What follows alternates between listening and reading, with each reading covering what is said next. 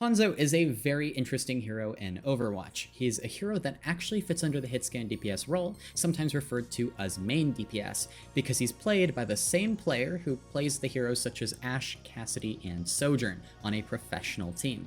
Freya's the same way. You can argue about the hitscan DPS thing all you want, but trust me, pro players do not care what you think. I get complaints about it every video when I bring it up, but it turns out that I don't actually have the ability as a content creator to force the entire scene to use another term, so apologies for the inconvenience. Now, what's weird about Hanzo is that in the neutral, he's actually pretty strong. He has consistent damage and can be especially good when a fight is slowed down. He might lack horizontal movement capability, but his vertical movement rivals that of Freya and Ashe. So why isn't Hanzo played more? Well, that's because he sucks at one of the most important things in the game, which is having a half-decent ultimate. When we build compositions at the professional level, we aren't just thinking about the normal abilities that heroes have, but also what the ultimate rotation will look like. What ultimates can we combo? What ultimates can we use to counter the opponent's ultimates? How fast do our ultimates charge? And how fundamentally strong are our ultimates in most situations? Unfortunately, Hanzo's Dragon Strike kind of sucks. It's hard to obtain kills with it, and it's not even that great of a zoning tool, only mediocre at best. When you compare Hanzo's Dragon Strike to Ashe's Bob, or Sojourn's Overclock, or, even Freya's Bola Shot, it just can't compare. So, although Hanzo might be competitive in terms of neutral value, he just doesn't provide those valuable ultimates that other hitscan or, main DPS choices might provide. Back in Overwatch 1 with 6v6, you had 6 ultimates to work with in any given team composition, and those ultimates actually charged much faster. This meant that it was easier to run compositions with weaker ults like Dragon Strike. It was less impactful to have one bad ult. Also, it was easier to run a composition that could combo with Dragon Strike, and contenders in Overwatch League teams actually ran Reinhardt Sigma compositions on King's Row and a few other maps that would include the Hanzo, and Dragon Strike would combo very effectively with Sigma's Flux. In Overwatch 2, this just doesn't work as well, and it doesn't help that Sigma has basically been purged from the meta. Yes, Sigma sucks, even on Circuit Royale, I know. Okay, with all that being said, how the hell is Hanzo useful anymore? Well, he's best off when a team doesn't need to be reliant on their ult rotation to win fights, and when a team gets to play a slower fight where Hanzo can make the most out of his outstanding neutral pressure.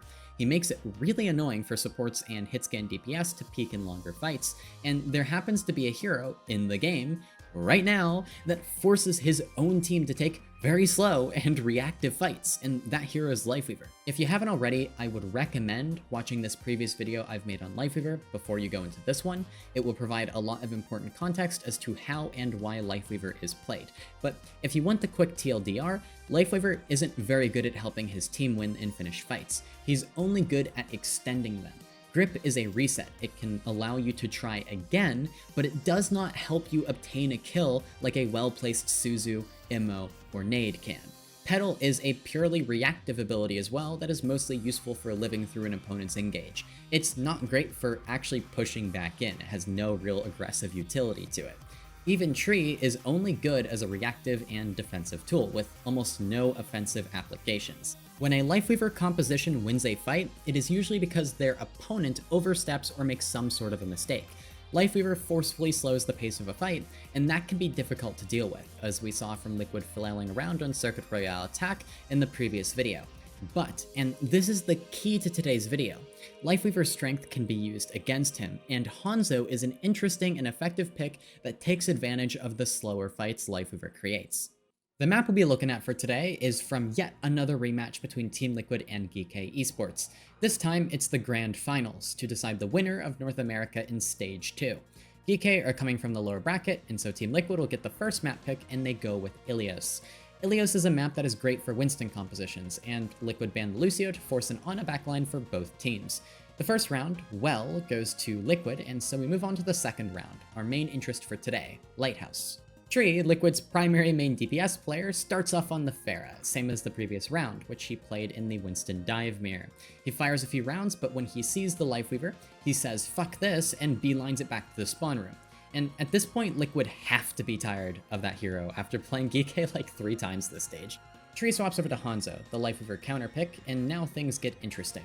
The rest of Liquid actually did an amazing job here of playing slowly until Tree got back and was able to fight. Once Tree gets into the fight here, he instantly becomes a massive problem for Lethal, who is on the Ashe. Lethal's position on the Lighthouse is great, but he can't sit up there very easily when threatened by Hanzo's burst. After Tree clears Lethal off the high ground through the power of pure fear, he can now focus on the two other targets on the side of Geekay that happen to struggle against Hanzo as well, the Baptiste and Weaver, and the Bap in particular is the most important here. Ultraviolet's Baptiste can't easily peek to heal if he's under pressure from Tree's Hanzo, and there's not much that Ultraviolet can really do about it. He just needs to rely on Kuffa and W Maimon, on the Hazard and Tracer respectively, to pressure Tree to keep the Hanzo at bay. Also, it doesn't help for Admiral that Lifeweaver's hitbox is massive, making him easy to hit and punish if he's not careful. While this is all happening, we get to witness one of the most majestic dives I've ever seen from Team Liquid. While Tree is on his way back from spawn after swapping, Infected hit on Winston so he didn't take any damage before he actually needed to set up. The moment that Tree's Hanzo forced Lethal's Ashe off the high ground, Infected went for a setup jump on top of the Lighthouse to claim the free space. He completely bypasses Kuffa's Hazard, who in this matchup really wants to slash and focus down Infected's Winston.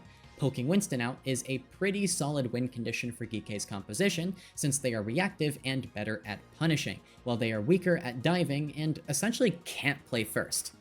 Infected's beautiful setup jump provides an opportunity for Vega's Kiriko to TP to him, and then Xera's Tracer blinks onto point to pressure Lethal's Ashe on the low ground and contest point. Infected drops from the high ground, still at full HP by the way, and uses Bubble to threaten Lethal further, forcing the pull out of Admiral's Weaver. Because Infected used a setup jump earlier to get onto the high ground, he only needed to drop, so he has his jump cooldown back, and he can continue to push forward to punish Lethal and Admiral. Rootball on Ana throws a pinpoint nade that directly hits Lethal to assist the dive, and Xera's Tracer also follows up, resulting in Lethal and Admiral's deaths, and a Team Liquid fight win. Infected did all of this on Winston without even losing his armor against a composition that specializes and relies on shooting and forcing the monkey out as much as possible. Actual beautiful play here, and it was made possible through the initial pressure of Tree's Hanzo. Freya's banned here, ironically by Geekay themselves, so Lethal is limited in his options if he doesn't want to continue to take the Ashe matchup against Tree's Hanzo. Lethal decides to go with something a little silly and swaps to Sombra. Sombra Tracer, one of the most aggressive DPS lineups in the game, is honestly completely incompatible with Bap Weaver, one of the most reactive and kind of defensive support lineups in the game. But it's also true that Tree's Hanzo is just really difficult to play against in a longer fight on your average main DPS hero like Ashe, Cass, or even Sojourn. So Lethal's just gonna have to try and go for a band-aid fix here. I don't think this is the correct decision from Lethal. I think he would have been better off just on your average hitscan DPS hero, but again, he's going for a band-aid. Even though Lethal's on Sombra, Tree still has a role. He's still incredibly annoying for the Bap Weaver to deal with, and he will constantly threaten them when they enter his LOS, otherwise known as line of sight. Tree starts on top of the Lighthouse and then rotates to join Rootball on Liquid's high ground. His primary focus is to pressure the Weaver and Bap no matter what. He's getting value even if he misses shots here and there. Kuffa's Hazard tries to attack Tree, but Tree backs off relatively unharmed and continues to chuck logs at the opposing Baptiste. What's most entertaining about this is that Tree misses pretty much every shot, but it forces Ultraviolet's attention and makes it much scarier for Ultraviolet to get any closer to the fight, since he'd give Tree a good shot. While all of that is happening, Team Liquid's frontline aren't all that concerned or focused on diving the backline of Geekay, even though they're on a Winston dive composition. Instead, Infected plays very reactively and slowly, moving from high ground to high ground on the Winston, taking as little damage as possible, and he's basically just focusing on assisting Xera with the point whenever needed to prevent a flip for Geekay. Basically, Infected is throwing the finger at Geekay. Oh, your win condition is to punish me over the course of a long fight? Well, then I'm simply never gonna engage, and we'll just gain point progress the entire time. That's fine with me. Eventually, Geekay give up on diving Tree since their backline can't support the hit, and instead they focus on forcing the point. This is great for Liquid since they have superior angles and have complete control over the map. And with ults, they can hold onto the point for a long while if they really want to. You might have noticed Vega's Kiriko in this Winston composition as well. It's a bit weird on the surface, but think about it. Geekay's composition sucks at diving, even with the Tracer Sombra, so Rootball's Ana doesn't really need additional help. Brig would just be standing around and kind of useless during the super long fights that are enabled by Weaver, so it's better to have a Kiriko who can move around the map, take angles, and do damage, and be a threat from range. If that sounds familiar, that's because Kiriko's here for the same reason that Hanzo's here. She's a pick that helps Liquid in these longer fights, and she benefits from this. And in general, a double flex support composition like Ana Kiriko is going to do really well in slower fights where the Ana can't be punished because, you can take advantage of a greedy composition like that. Infected's Winston, Zero's Tracer, and Vega's Kiriko all work together to prevent a point flip from Geekay, while RuPaul's Ana and Tree's Hanzo sit on separate high ground positions and make it really difficult for Geekay to exist. Like, in general, it feels almost impossible to walk anywhere for Geekay. When Geekay fall low while fighting over the point, Ultraviolet pushes up to try and assist, but RuPaul simply isn't going to let that happen, smiting him with the double nano. Geekay need a trade and decide to go for a very aggressive dive onto RuPaul's Ana. All of Liquid pull back to peel, Infected even throws down his bubble to help. Also, this Pacifist Winston playstyle is so funny and feels so BM, but I love it, and it's perfect. It's exactly how you need to play here. Kuffa is pulled out after the engage, and sure, that saves Kuffa from Zero's Pulse Bomb, but it doesn't get Geekay any closer to actually winning the fight. Do you see what I mean? Like, the pull is not good for any sort of aggressive context. It gives you another chance. It lets you just prolong this fight forever. And by the way, this fight's been going on for a while now, but this doesn't actually get Geekay the trade that they need. It doesn't help them get that trade. WMyMoon runs in with a drive-by Pulse Bomb that misses but deals a lot of damage to Vega's Kiriko, and then Lethal finishes the kill, so Geekay have managed to find the trade now, but Pacifist Infected jumps into mark Lethal Sombra, and when Lethal TPs away, he gets straight up goobed by Tree while in Invis. Really, not much more to say about that one. That was just disgusting. So MyMoon gets something here, and that delivers Vega down 93% to Rush as well. Wait! Did he hit Invis? Invis cross map? Holy Tree, sending out logs. Instead of diving the backline, our favorite Pacifist Infected throws the bubble on point and keeps it contested.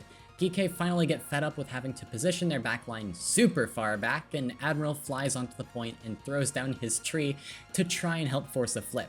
Ultraviolet also uses his window, which allows him to push up without having to worry about Tree's Hanzo as much. Also, quick reminder, this is still the second fight, and Liquid are at 70% on the point. It's still the second fight.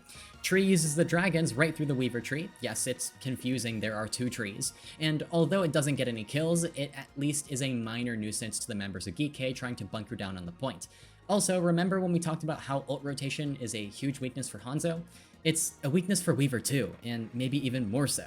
Support ults are the strongest in Overwatch, and so running a support with a weaker ult puts you at a pretty big disadvantage at times. Weaver's tree is completely outclassed by ults such as Kitsune, Nano, or Beat. That being said, Hanzo and Weaver kinda cancel each other out here. It's fine to have a bad ult if your opponent does too.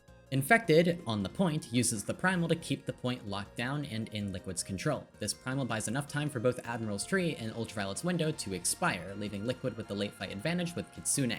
Tree, in the meanwhile, initially pressures Ultraviolet's BAP, but then drops down and punishes WMyMoon's Tracer.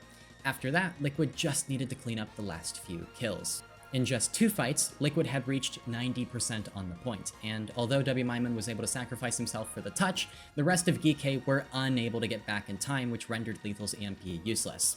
Team Liquid beat and kind of solved Geekay's Weaver composition, and they did so in spectacular fashion. Tree, so maybe this is working out just given the fact that none of GK are able to get on top of Tree, shut him down. He is actually hitting shots, including to Invis players, but 2% left. Oh! Okay, I think he touched. Okay. Got the touch. EMP connects, and no touch there. Team Liquid. Oh boy, taking that map. That Sonic arrow at the last second reveals the Sombra. As soon as that reveal thing shows up, hey, I have the EMP. They know where I am. EMP gets a couple of people, but they don't get the touch. A 2-0 for Team Liquid to start the series off. The days of Lifeweaver are numbered. There's really only one team in the entire world, that being Geekay, that can, run Weaver effectively in the first place, and the teams in North America have been quick to find answers. It's so interesting to see how Team Liquid entirely changed their playstyle to work around the Weaver compositions. They were on a Winston dive composition and only actually dove the backline once. Infected went for one dive into the Bap Weaver. That was it, the whole round. But that's exactly what he should have done, and that's what's so cool about Overwatch. No matter what, there's always an exception to the rule, and there's always a time when the correct way to play is entirely unexpected or different than what we are used to, and through that we can learn something new. Team Liquid went on to play the Hanzo into the Weaver again on King's Row, and this worked especially well on defense, where they were able to hold for a much longer period than previously on the first point. I was debating making a video about this first point hold, even though Liquid lose the map, but I figured I've covered enough King's Row recently and then it might be a little repetitive. Also, I need to keep the scope of these videos reasonable, especially since I'm, kind of writing this video in one night. King's Row is GK's best map. Previously, they full capped the map with 2 minutes and 30 seconds left, but this time around, they only managed to full cap in overtime. Honestly, if Liquid had a real second point defense, they probably would have managed to hold on third point. Overall, I was very impressed with the work they put in to improve against the Weaver, even if it wasn't perfect. This Grand Finals series was an absolute banger that went to 7 maps, and I plan on potentially covering a bit more from this match in a future video or two. We have a while until Stage 3, and I will not be streaming or making any videos on matches taking place at the Stage 2 LAN in Riyadh, Saudi Arabia, so we'll have plenty of time to cover matches from Stage 2 playoffs. I don't cover LAN events that present serious and severe safety issues to players or staff currently competing in the OWCS, and I will defend current and future LGBTQ players, especially trans players who are at the most risk, and do everything I can to ensure that they will have a place in the Overwatch scene in the near future. That's the least that I can do and should do right now. Also, if you're just now figuring out that you're watching a trans woman and don't like that fact, thanks for helping me pay for my estrogen, I guess, up until this point. I really appreciate it. Thank you everyone for watching, and consider checking out my Twitch where I review matches live and have been doing a bit of coaching recently for an open division team. If you want to support me and see more of these videos, the most that you can do is leave a comment and like, and of course subscribe if you would like to. That's it for today, and I'll see you next time.